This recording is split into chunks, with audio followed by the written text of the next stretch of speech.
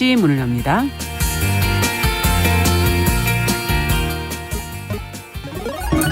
Ladies and gentlemen.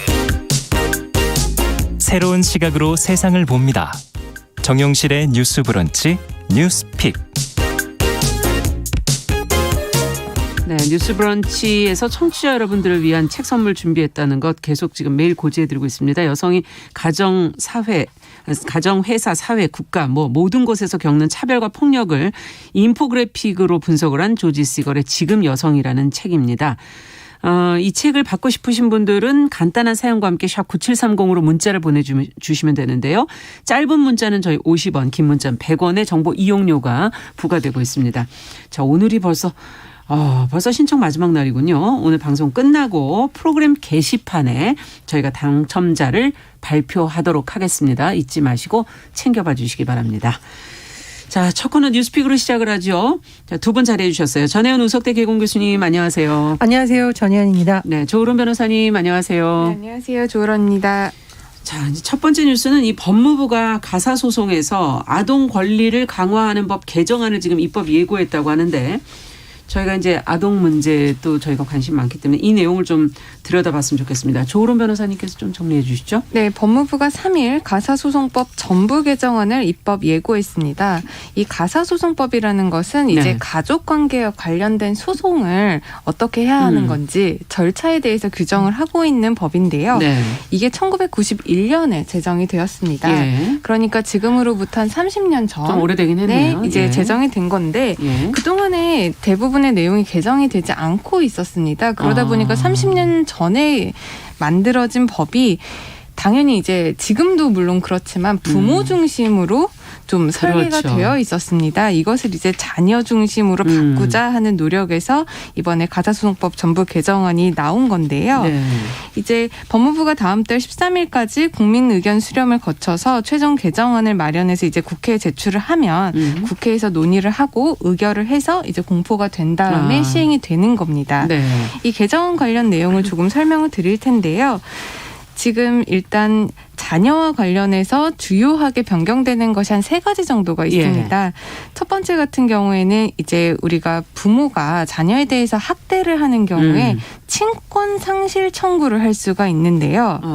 이게 미성년 자녀가 내가 학대를 받았다. 그러니까 법원에다가 우리 부모의 친권을 박탈해달라고 자녀가 직접 청구를 할 수가 없습니다. 예, 지금 현재 상황은. 네. 네. 이게 내가 청구를 하려면 나의 법정 대리인, 특별 대리인을 선임을 해서 법원에다가 그 사람이 미성년 자녀를 대리해서 청구를 해줘야 되는 건데 네. 이 특별 선임, 그러니까 특별 대리인이라는 게 보통은 이제 부모는 안 되고요. 왜냐하면 부모는 이제 학대의 가해자니까 네, 그렇죠. 안 되고 그러면 이제 친척들이 이제 하게 됩니다. 근데 이제 실무에서는 친척들이 이제 특별 대리인으로 이제 선임되는 것을 고려해 본다면 사실 어른들과의 관계라든지 그렇죠. 여러 가지 사정들 때문에 형제 잘 관계일 수도 있고. 맞습니다. 네. 그렇기 때문에 잘 맞지 않으시려는 사례들이 많아요. 그렇기 때문에 이제 법원에서 이제 어른들이 그렇게 여러 가지 이해관계 때문에 이렇게 아이들에게 불이익을 주면 안 된다라는 차원에서 네. 미성년 자녀가 직접 부모를 상대로 친권 상실 청구를 할 수 있도록 하는 안이 올라온 거고요. 네. 이제 두 번째는 이제 재판 과정에서 미성년 자녀의 절차적 권리를 조금 더 두텁게 보호를 하도록 바뀌고 있습니다.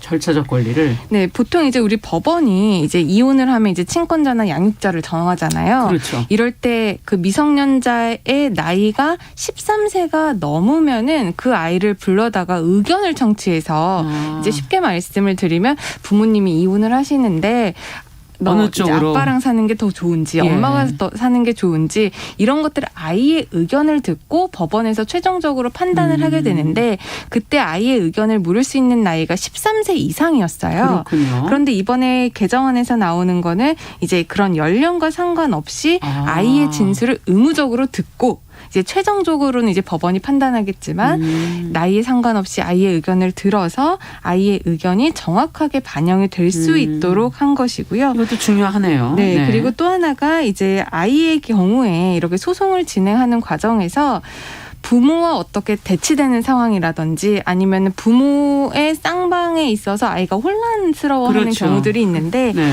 그럴 때는 아이가 직접 신청하거나 법원이 직권으로 그 절차를 보조할 수 있는 절차 보조인이라는 게 있는데 이 절차 보조인을 선임할 수 있도록 해두었습니다. 네. 절차 보조인 같은 경우에는 이제 변호사나 뭐 심리학, 교육학, 상담학 이런 쪽에 이제 전문가로서요. 이 미성년 자녀의 법정 진술이나 자료 제출에 이제 도움을 주는 사람을 말을 합니다. 그렇군요. 그리고 이제 마지막으로 양육비 관련해서도 조금 더 보도가 많이 나왔죠. 이 부분은. 권리를 두텁게 네. 보호를 하기로 하고 있는데요. 이제 보통 우리가 양육비를 주지 않는 경우에 이제 이행 명령이라는 걸 법원에서 내립니다. 네. 법원에서 이행 명령을 내려서 현재는 이행 명령을 받고도 3개월 동안 양육비를 지급하지 않으면 예. 30일 이내의 범위에서 유치장에 감치를 할 수 있는 제도를 만들어두고 있는데 네. 양육비를 법원에서 주라고 했는데 이행 명령을 받았는데 3개월이라는 시간이 너무 사실 길잖아요. 이행명령 가는 데까지도 사실 엄청 기다렸을 거 아니에요. 맞습니다. 네. 이행명령이 단순히 양육비 오늘 안 줬다고 이행명령을 그렇죠. 청구하면 바로 나오는 게 아니라 기존에도 이행명령을 하기 위한 요건들이 있고 그게 충족되면 이행명령을 하는 거고 이행명령이 나오고 나서 또 90일, 3개월을 기다려야 되는 게 너무 길거든요. 네. 그렇기 때문에 그런 주장들을 받아들여서 이제는 이행명령을 받고 30일 이내에 양육비를 지급하지 않으면 법원이 감치명령을 할 수 있도록 한 겁니다. 기간이 짧아졌군요. 네, 이렇게 자녀 중심으로 바꾸는 개정 시도를 이번에 법무부가 한 거고요. 현재 이러한 내용을 담은 개정안이 이제 입법 예고가 된 겁니다. 거군요. 네. 자, 내용을 보면서 그러면 전체적인 방향성과 내용은 이제 어떤 의미를 둘 수 있을까? 또 평가하거나 보완해야 될 점은 없는가? 이 부분도 같이 한번 얘기를 해보고 싶네요. 현재 가사소송법이 언제 제정됐는지 제가 보고 깜짝 놀랐는데요. 네. 1991년 제정됐습니다. 예. 30년이 지나는 동안 정말 어른 중심, 부모 중심의 법이 운영이 됐었는데 본격적으로 자녀 중심 그리고 미성년자의 의견도 적극적으로 청취하는 쪽으로 바뀌었다는 점에서 발상의 전환이라는 생각이 좀 많이 듭니다. 그리고 사실은 이 가사소송 과정에서 가장 힘든 부분이 이제 어린이 그리고 미성년자들 그렇죠. 이런 사람들인데 어떻게 보면 그 사람들의 시각에서 법을 개정해야겠다는 그런 생각을 오랫동안 못한 것이 아닌가 생각이 듭니다. 그리고 또 하나 지금 이 법은 입법 예고된 상황이잖아요. 예. 아직 법안이 통과돼서 시행을 할 수 있는 단계에 들어선 것은 아니고 맞아요. 입법 예고 단계이기 때문에 국회에서 이걸 잘 통과되는 과정이 중요한데 예전에도 이런 시도가 있긴 있었다고 해요. 통과가 안 됐었나요? 네. 2015년에 이 비슷한 내용의 법안이 의결돼서 대법원 가사소송법 개정위원회를 중심으로 법무부에 입법을 의뢰했다라고 해요. 그래서 법무부가 2017년에 입법 예고를 했고 2018년 국회를 거쳐서 법안을 국회에 제출했는데 법사위에서 계류하다가 국회 임기가 끝나면서 이제 임기가 끝나면 자동으로 폐기되거든요. 그렇죠. 그 회기 내에 끝나지 않은 임기 내에 끝나지 않은 것은 그런 역사가 있기 때문에 이번에는 국회에서 이 법안이 좀 통과되도록 부지런히 들여다봐야 된다. 그런 생각이 듭니다. 네, 저도 교수님 말씀에 적극 동의하는 바가 이게 30년 동안 어른 중심으로 진행이 되었던 법적 절차가 이제는 사실 가사소송법에서 주인공이라고 할 수 있는 사람들은 부모도 부모겠지만 자녀의 권리에 대해서도 미치는 영향이 상당하기 때문에 자녀가 지금에서라도 소송에 있어서 절차적인 면에 있어서 주도적인 힘을 가지고 끌고 나갈 수 있는 법을 만들었다라는 의미에서는 굉장히 큰 의의가 있다라고 생각을 하고요. 특히 이번에 자녀가 직접 부모에 대해서 친권 상실 청구를 할 수 있게 되었다라는 점이 저는 굉장히 의미가 있다라고 보는데 제가 이제 예전에 이제 지자체와 이제 사례회의 같은 거를 했었습니다. 이제 복지 업무 관련해서 사례회의를 하면 사실상 이제 어려운 가정에서 학대를 당하는 아이들이 있는데 그러면 이제 지자체에서는 그 학대를 하고 있는 가해자와 학대 피해자인 자녀를 이제 분리를 하려고 많은 시도를 합니다. 근데 아까도 말씀드렸지만 학대 가해자인 부모의 친권을 상실시키기 위해서는 미성년 장녀가 직접 할 수가 없어요. 지금은. 그렇죠. 네. 그렇기 때문에 특별 대리인을 선임을 해야 되는데 친척들도 만약에 알 수가 없다. 수소문해도 친척들이 연락이 되지 않고 협조적이지 않을 친척들이 수도 하지 있고. 않겠다라고 하면은 네. 중간에 붕 뜹니다. 그렇게 되면은 최종적으로는 지자체 장이라든지 아니면 검사가 이제 검사에게 그 지자체에서 법정대리인. 신청을 해서 검사가 법원에다 신청을 해야 되는데 이게 굉장히 시간이 많이 걸리거든요. 그리고 이제 미성년 자녀가 그럼 변호사님이 도와주면 되잖아요 라고 그러니까요. 말씀하실 수가 있는데 미성년자가 법정 대리인으로 변호사를 선임하기 위해서는 또 법정 대리 법률 대리인인 부모의 동의가 필요한 거예요. 왜냐하면 그렇군요. 이것도 위임 계약이기 때문에.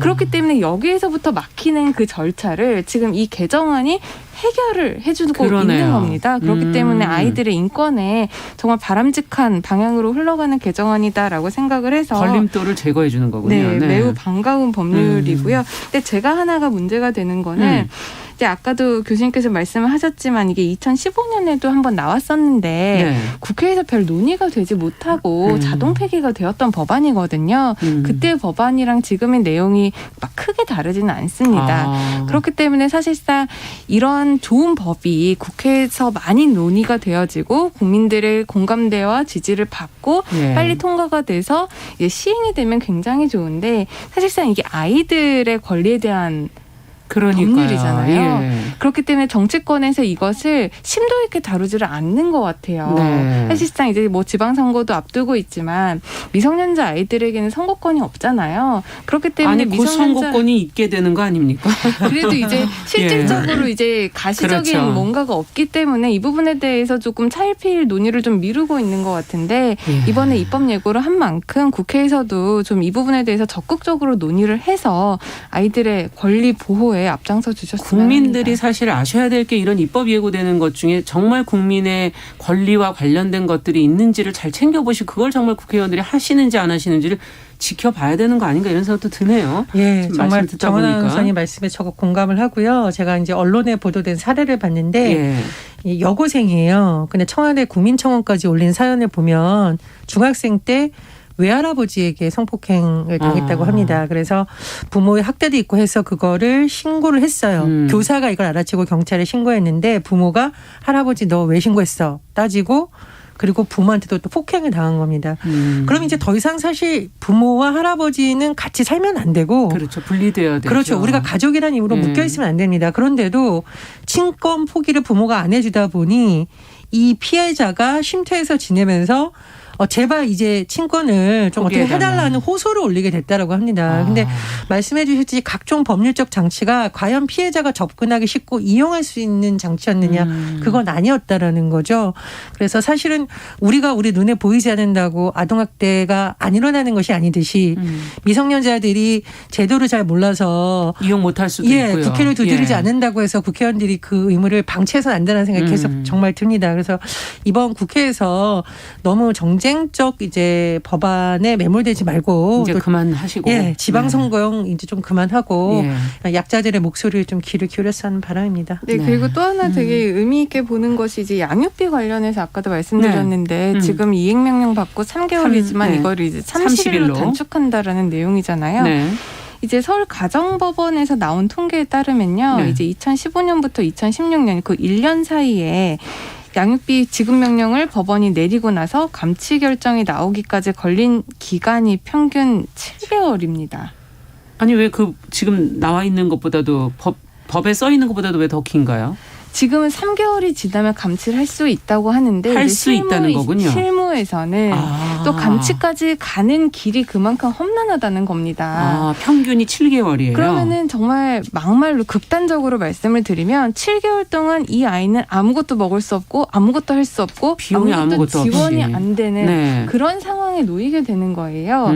그렇기 때문에 이 3개월이었던 것을 30일로 줄이면은 당장에 뭐 지금 평균 7개월 정도가 걸려서 감치 명령이 나올 게 바로 한 달 뒤에 감치 명령이 나올 거라고 생각은 않습니다. 맞아요. 물론 여기까지 가는 법적인 그런 시스템 절차적인 문제 때문에라도 뭐 또 2개월, 3개월 걸리겠지만 네. 그만큼 단축시켜 주는 것이 예. 이 아이가 살아갈 수 있는 환경을 만들어주는데 정말 절실하고 좋은 의미에서 바뀐다는 면에서 사실은 굉장히 칭찬을 이행명령까지 해주고 가는데도 몇 개월이나 몇 년의 세월 고민 끝에 여기 이제 법원을 그쵸. 찾아가게 되는 걸 또 텐데. 그리고 양육비 관련해서는 음. 최근에 의미 있는 변화들이 많잖아요. 네. 양육비를 주지 않으면 뭐 출국 금지를 시킨다거나 아니면 예. 뭐 면허를 정지시킨다거나 신상을 공개한다거나 이런 의미들이 많이 움직임들이 많기 있었죠. 때문에 이번 이 개정안에 담긴 내용들도 굉장히 의미가 있다고 평가를 합니다. 네. 자, 이 법에 관한 내용을 저희가 조금 하나 더 오늘 좀 살펴볼까요? 국회가 앞으로 정말 해야 할 일이 많구나 하는 걸 느끼게 되는 오늘 아이템들을 저희가 좀 골라봤는데, 두 번째 뉴스는 지금 인권활동가들이 국회 앞에서 차별금지법 제정을 촉구하는 단식을 하고 있다는 것을 저희가 방송을 몇 번 해드렸습니다. 벌써 날짜가 어느덧 20일이 훌쩍 넘었습니다. 이들의 지금 건강도 굉장히 힘든 그런 상황이 아닐까 하는 예상이 되는데, 지금 국회 사무처가 이들에게 이제 대통령 취임식이 이제 다가오고 있지 않습니까? 취임식 전에 농성장을 좀 철거해달라는 요청을 했다고 해요. 어떤 상황인지 현재 상황을 조금 저희가 좀 들여다보죠. 정 교수님께서 좀 정리해 주시죠. 예, 차별금지법 또는 우리가 평등법이라고도 부르는데요. 성별, 장애 유무, 성적 지향, 학력 등을 이유로 한 모든 차별을 금지한다는 내용이고요. 2007년 처음 발의되었습니다. 예, 말을 하기도 화가 나세요? 화가 납니다. 왜냐하면 우리 프로그램에서 다뤘고요. 이게 예. 지금 매번 국회가 열릴 때마다 또 발의가 예. 되기도 했습니다. 그런데 문제는 뭐냐. 계속 사회적 합의를 더 해야 된다. 논의를 더 하면서 미뤄지다 보니 수십 년이 흐른 것이고요. 이런 가운데 지난 4월 14일부터 국회 앞에서 2명의 시민단체 활동가들이 단식 농성을 진행하면서 예. 차별금지법을 제정해야 된다. 더 이상 늦어지면 안 된다라고 목소리를 내고 있고요. 4월 28일 연예인 하리수 씨가 국회를 찾은 것이 또 뉴스를 많이 보셨을 그렇습니다. 겁니다. 기사 많이 하리수 나왔죠. 씨가 네. 차별금지법 제정을 위한 비삭 시국선언 기자회견에 참석을 해서 지지 발언을 한 건데요. 사람들은 이 법이 제가 말씀드렸듯이 갑자기 나온 거라고 오해하시는 분도 있지만 굉장히 오랜 기간 동안 논의가 되었던 부분입니다. 네. 그리고 지금 또 하나의 소식을 전해드리면 단식 농성하고 있다는 소식 전해드렸잖아요. 예. 국회 앞에서 하고 있는데 네. 오는 5월 10일 대통령 취임식이 국회에서 열리니까 국회 사무처에서 차별금지법 제정 연대에 농성장을 자진 철거해달라는 요청을 했다라고 합니다. 네. 그런데 이 차별금지법 제정을 계속 요구하는 활동가들 입장에서는 국회 앞에서 이것이 정당한 권리이고 그것을 대통령 취임식이라는 이유로 철거해야 된다라는 것 자체는 차별의 현실을 지우는 것이냐라고 반발하고 있고요. 또 기자회견에 권지웅 민주당 비대위원이 참석을 했어요. 네. 그래서 국회는 그냥 공터가 아니다. 시민의 요구가 쌓인 곳이라고 하면서 비판적 의견을 내기도 했습니다. 그리고 차별금지법 제정연대에서 가장 강조하는 거 역시나 조속한 입법입니다. 그래서 이 두 가지 사안을 놓고 다시 관심이 모이고 있는 상황입니다. 네, 그러니까 지금 농성장 일단 그 취임식 날에 일시적으로 좀 잠깐 철거를 해달라 지금 그런 얘기인 것 같은데 이 부분과 또 하나는 철거도 문제지만 그러면 본질적인 차별금지법 제정은 어떻게 되는 것인가 하는 부분을 안 짚고 넘어갈 수가 없어요. 그동안 적극적인 태도를 보여왔던 국회의원들이나 당에서 이걸 어떻게 지금 하려고 하는 것인지 계속 이렇게 미룰 것인지 이 부분도 좀 짚어봐야 되겠습니다. 두 분께서 좀 얘기를 해 주시죠. 일단 철거 관련해서 말씀을 좀 드리면요. 이게 대통령 취임식이 진행되는 공간이 이제 대통령 경호법에 의해서 특별 경호구역으로 지정이 될 수가 있습니다. 네. 이제 경호처장과 관계부서의 장들이 이제 협의를 해서 지정을 하는 것이고요. 네. 이렇게 특별 경호구역으로 지정이 되면 그 구역 안에서는 일시적으로 집회나 시위가 금지될 수도 있습니다. 근데 그런 법이 따라 있는데 이건 이제 정하는 부분이거든요. 네. 이런 공간에서는 이게 금지된다가 아니라 정하는 겁니다. 있다. 정하는 거라면은 이게 어느 정도 재량이 있다라는 것인데요.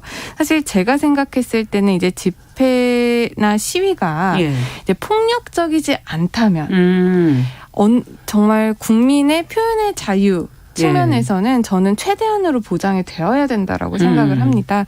그렇기 때문에 법률적으로 그것을 정할 수 있고 정하게 돼서 집회 시위가 금지된다고 하더라도 최소한의 범위 내에서는 그리고 폭력이 자행되지 않는 그 범위 내에서는 집회나 시위가 최대한으로 보장이 되어야 될 것 같고요. 네. 이거는 사실상 예. 이 차별금지법 문제가 교수님께서도 말씀을 하셨지만 뭐 하루 이틀 된 문제가 아니라 지금 오래되었죠. 수몇 년이 된 네. 문제잖아요. 그렇게 되면 저는 국회의원들한테 정말 큰 책임이 있다라고 생각을 합니다. 이건 지금 여당인 민주당에서도 맨 처음에 이 문제가 지금 참여정부 때부터 2007년부터 시작된 논의고 그 당시 네. 이제 국정과제로 선정이 돼서 지금까지 논의가 이루어지고 있는데 네. 문제를 제기를 해놓고 법률안들을 국회에 내어놓고 이 부분에 대해서 이것을 어떻게 풀어나갈지 여당과 어떻게 합의를 해나갈지 소통을 해나갈지 그 부분에 대해서 충분히 노력을 했는가 이 부분을 좀 문제를 삼고 싶고요. 네. 또 지금 야당인 국민의힘에서도 이 부분과 관련돼서 뭐 비판 여론 반대 분명 할 수 있겠죠. 그런데 이게 무슨 법인지를 알고 함께 그렇죠. 들여다보고 논의를 하면서 반대를 하는 거는 합리적인 반대라고 할 수 있지만 이 부분에 대해서 소통 자체를 안 하려고 한다면 그것은 또 국민의 뜻을 또 무시하는 그렇죠. 결과가 나올 수도 있거든요. 네. 그리고 특히 우리나라 자유민주주의 국가에서는 그 자유민주주의라는 게 뭐 다수를 위한 거 그러니까 과반만 넘는 사람들을 위한 것들이 아니잖아요. 그렇죠. 모든 사람들의 자유가 가능하게 하는 국가고 또 그러기 위해서는 소수자들을 보호할 네.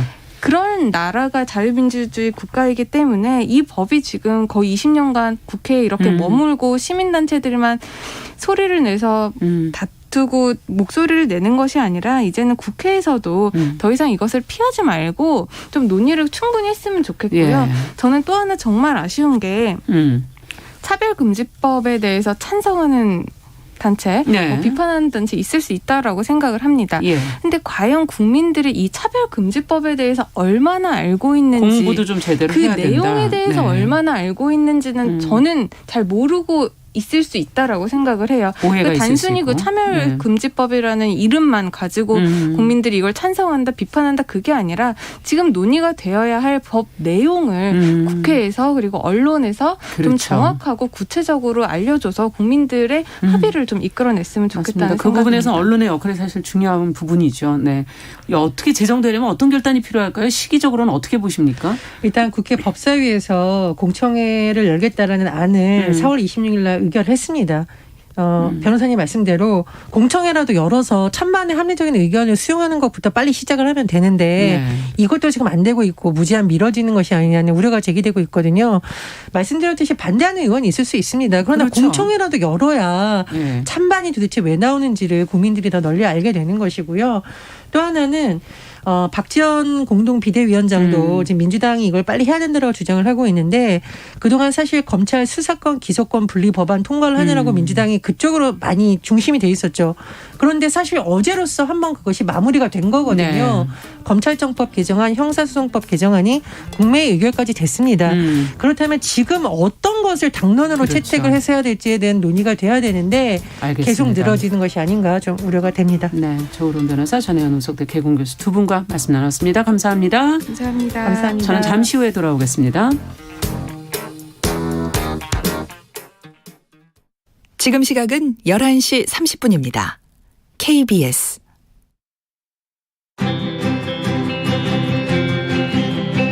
누군가는 아깝다고 생각할 우리 사회의 다양한 비용들과 푼돈들, 삶의 전선에서 최선을 다하고 살아가는 우리의 모습도 제 몫에 맞는 평가와 그에 합당한 시선이 좀 필요한 시점이 아닌가 하는 생각을 중에는 해충이다.